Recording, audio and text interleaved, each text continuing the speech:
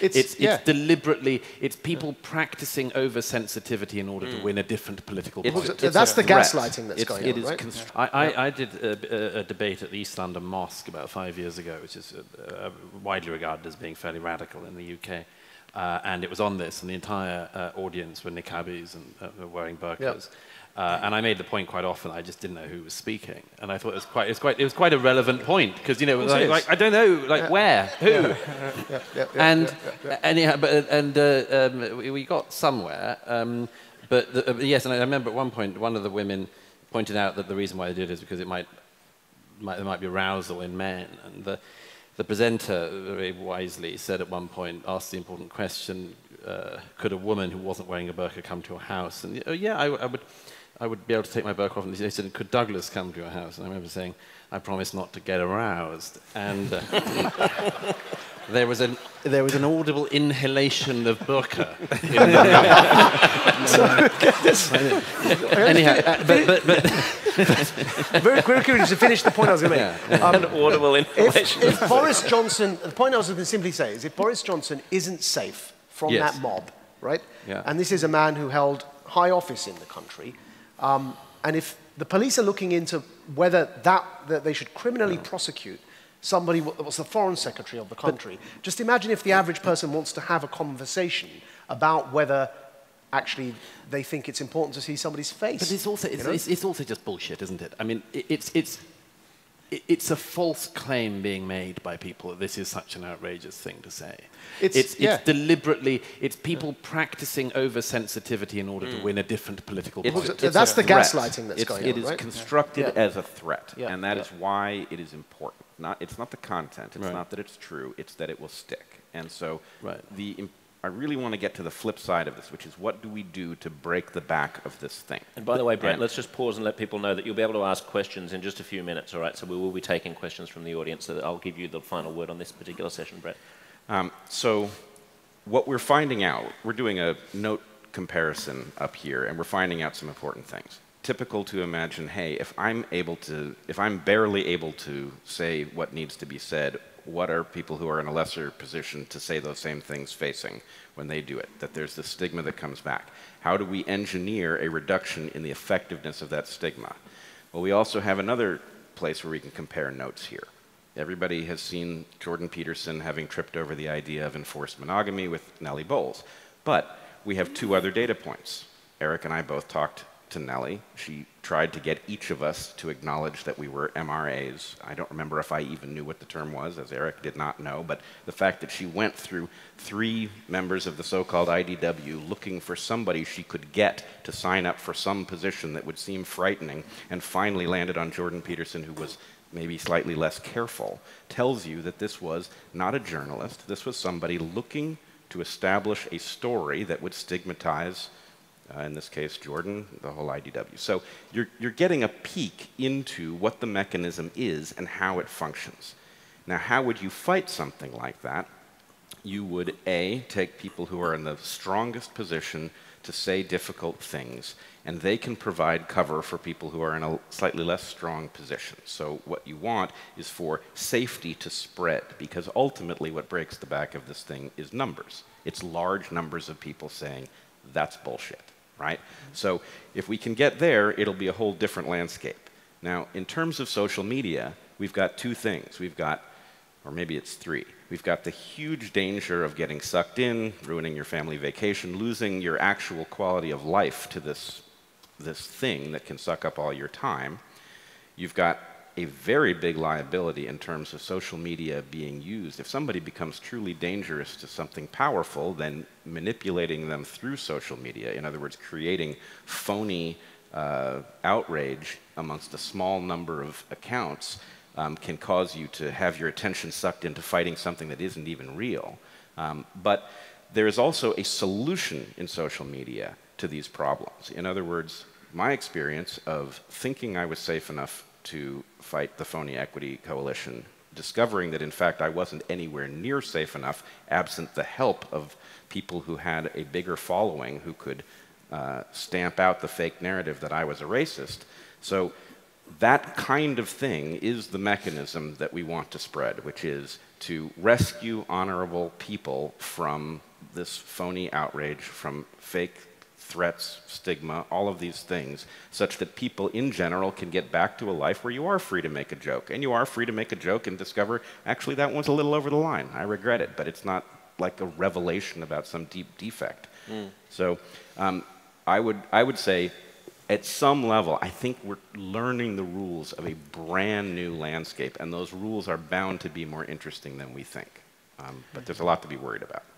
Jon Stewart used to say that when he would interview Hillary Clinton, after asking a question, you could see her brain buffering to try to figure out whether or not she was going to say something that could even remotely be interpreted as being as giving offense to anybody. And you're sort of terrifying me that maybe we're all going to become Hillary Clintons in that respect. Let's take some questions from the audience. If you do have a question, can you come up to the microphone?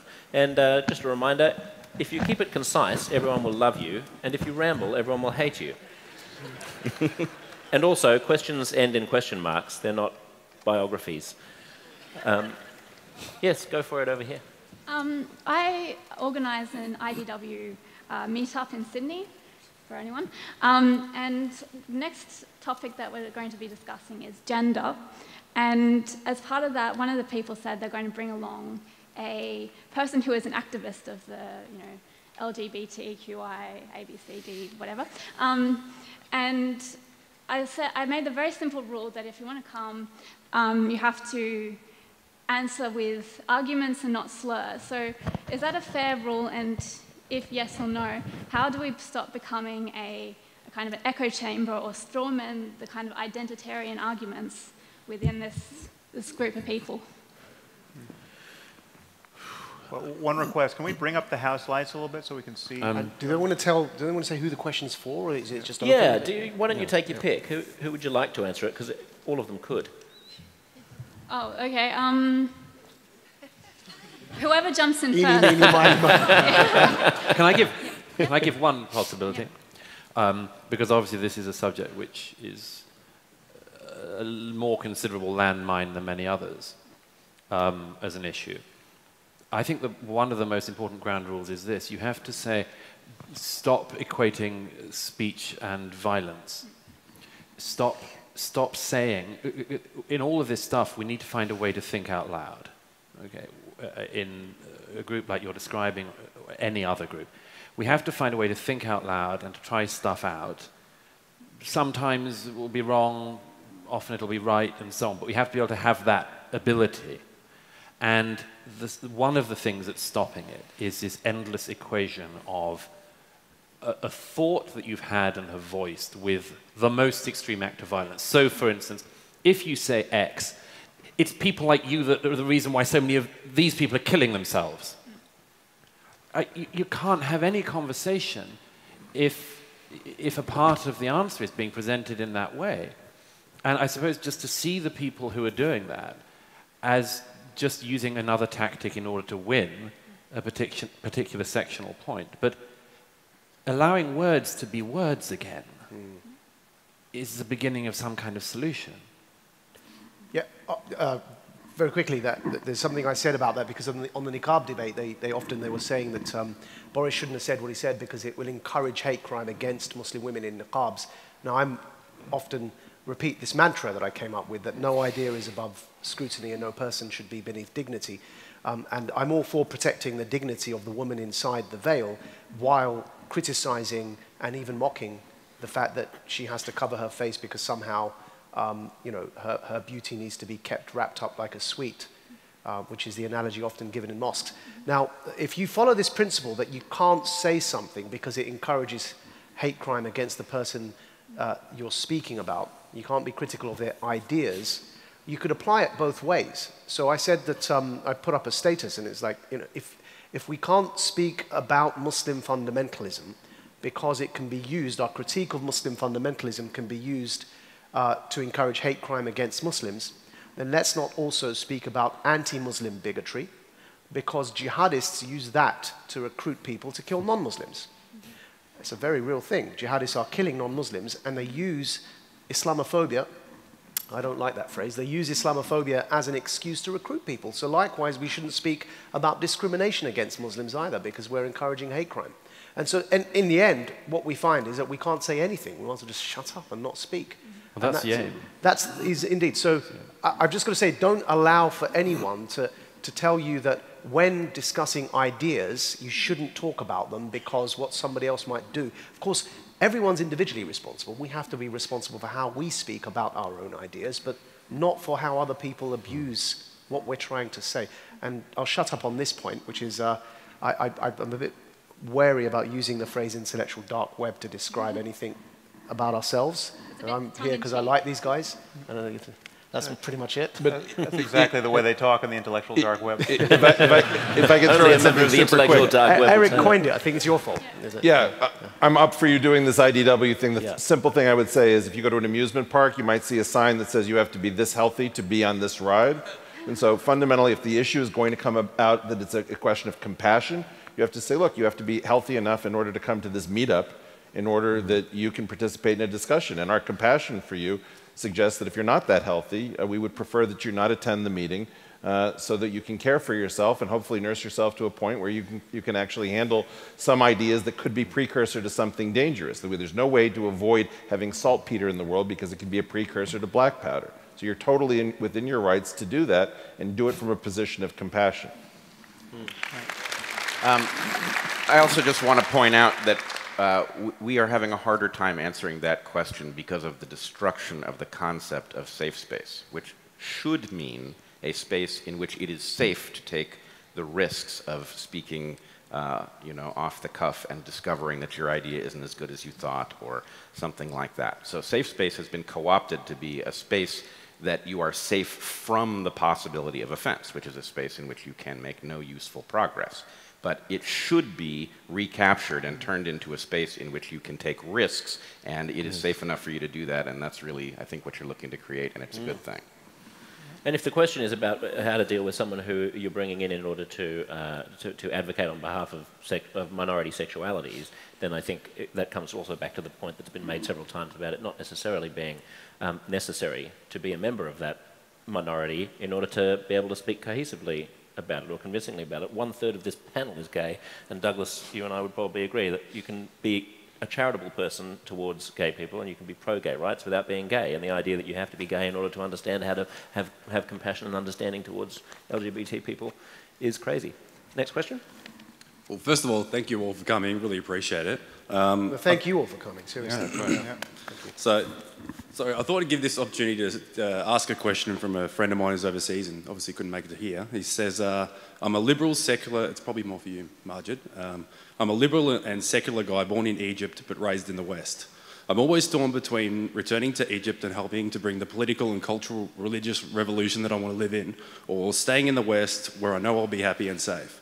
What advice do you have for someone who desperately wants to fix the many problems in his country and make the world a better and more peaceful place, but isn't brave enough to go back there and do it himself? Is there anything I can do from a safe distance? There's lots he can do. I wouldn't advise he go to Egypt. Clearly, I've been in jail in Egypt, and I wouldn't want him to suffer the same fate. Egypt, currently under Sisi, has regressed when it comes to human rights and clamping down on dissent. And they are worse than they were under Mubarak, who jailed us.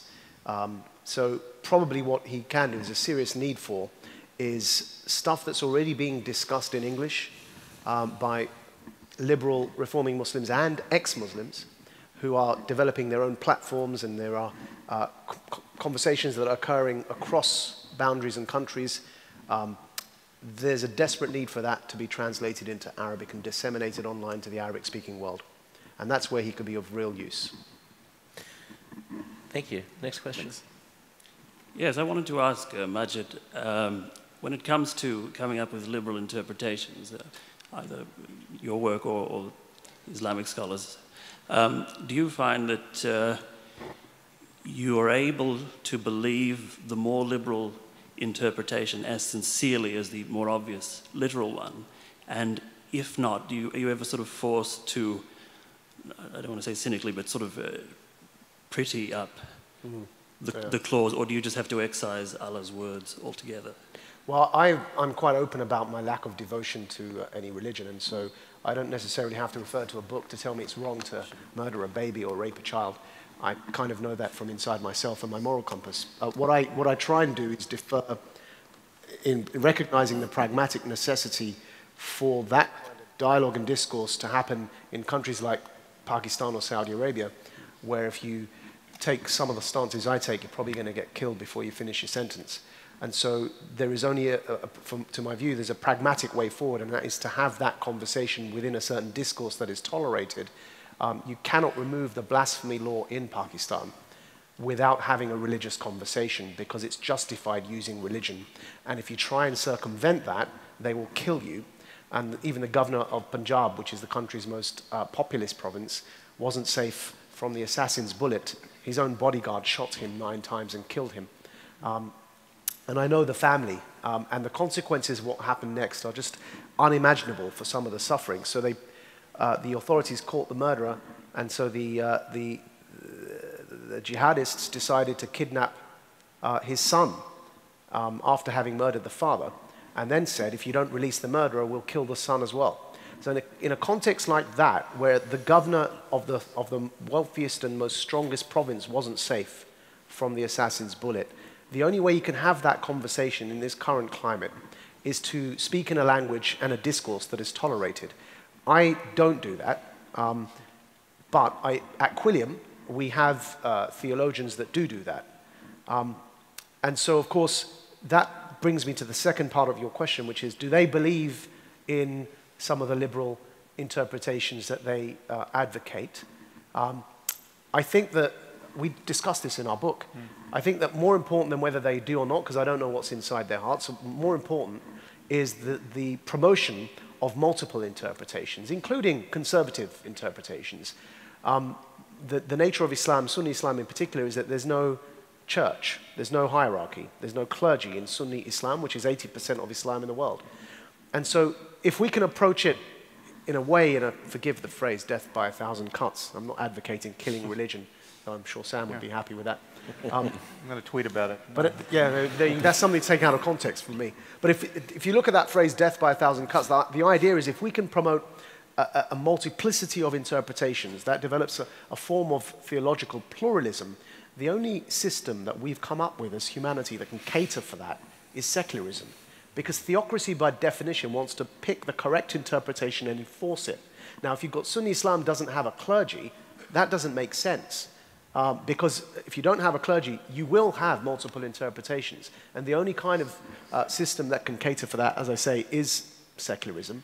And I think that's what I'm advocating. It's a political argument for a tolerance of a multiplicity of interpretations. Thank you. Yeah. Yeah, hi. A bit closer.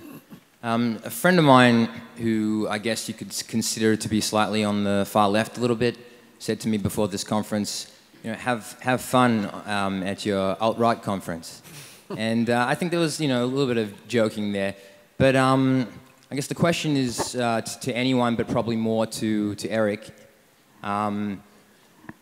What can we do? I know conversation is something that is extremely important, and I think if people actually listen to what you guys were saying, they'd know that, you know, that this is not an alt-right conference. I think there's a certain percentage of people that because of what they already think about your reputation and what they've heard, they're not really going to listen to the things that you guys are saying and some of us are saying. So the question, I guess, is, and I heard Eric sort of raise this topic in, I think it was a Dave Rubin talk, but the question is, what can we do, what can you guys do to actually show people, without them having to listen to you, but to actually do things to show them that not only when you're not alt-right, but you guys are the furthest thing from the alt-right. And I guess, and what can we do as well to be part of something, part of a movement that can, I guess, help people and do positive things in the world, just to show people where we're not that kind of people. Eric, sorry to jump in, Eric. Great question. Eric, just sorry to jump in. We've got three 3 minutes, so apologies to all of you, the other people who are asking I got questions. you. Yep, you'll be able to ask your questions at the next session. I tried, if you remember Bill and Ted's Excellent Adventure, they realize what they're going to need. They have a time machine. They put it back where they're going to need it, so they reach into the bushes and they get what they want. What I did before was I asked, how many of you are alt-right? And the audio is going to be released, right? And nobody said, I'm alt-right. Let me ask a question. How many of you are left of center? Woo! That was just me. Anybody else? Okay. The point is, we're going to start doing this with audio. We're going to start doing this with photographs. So we're learning their game. And what we're going to do is we're going to start making them hate their own position, because they are going to look so stupid and so foolish. And you're correct. We haven't done enough for you. And so I want you, look, you guys are paying good money to be here. We're taking time to come all the way to Australia. Ask us these questions. What do you need to fight back? So I'm trying to do some audio for you so that in the future, you can point to this exact place and say, you're full of shit. There is just no truth in what you're saying. In our family, Bret and I don't think anybody in our family has voted right of center since the 1920s, right? This is the funniest thing ever.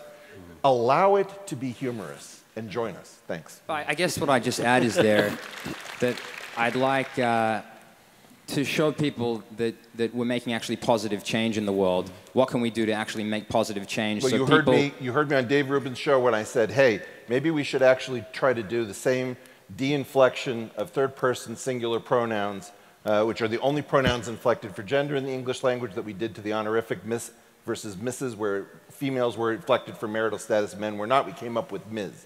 So I said, hey, do you want to actually take this on? Do you want to start with intersex rather than trans, which is a clear biological case where people are neither physiologically male nor female, right? We are going to show more compassion. We are going to start this process of winning. And what we need to do for you, right, this is the advance guard. We're here to try to take the hill so that the rest of you guys can hold it, and then we can go on to the next one, right? And so that's what we're trying to do. We're trying to build into we're gaining strategy to hold the hills, to make these ridiculous perspectives funny rather than terrifying. And thank you for the question. Thank you. Bret. I want to jump in and say one more thing, which is that this is an excellent place to scrutinize how the magic trick is done, right? How is it that we are portrayed as right, far right, alt-right, whatever it is? The way it's done is by getting people who would conclude something different were they to listen, not to listen. That's the key. So there will be something, maybe it's Nellie Bowles who comes to the New York Times and broadcasts something that makes somebody unhearable to the point that you will decide it is sophisticated not to listen to them. So the way to break that, especially in the case of whoever it was who just asked that question, you have a friend who believes this, but they also know you and you're here. So effectively, you can say the equivalent of, well, I dare you to listen and see whether you retain that interpretation. You won't be able to if you listen to what they actually say. The only way you can do it is if you maintain the cartoon you've been handed and you don't allow anything to challenge it, and that's really on you if that's what you choose. Thank you all. Let's take a 30-minute break. We will be back. All of the people who didn't get to ask a question but who are standing there, just make sure that you push your way to the front of the queue next time, and we'll take more questions. We'll leave more time for questions in the next session. So a big thanks to all of you, and a big thanks to Pangburn Philosophy for making this happen. Thank you. See you in a bit.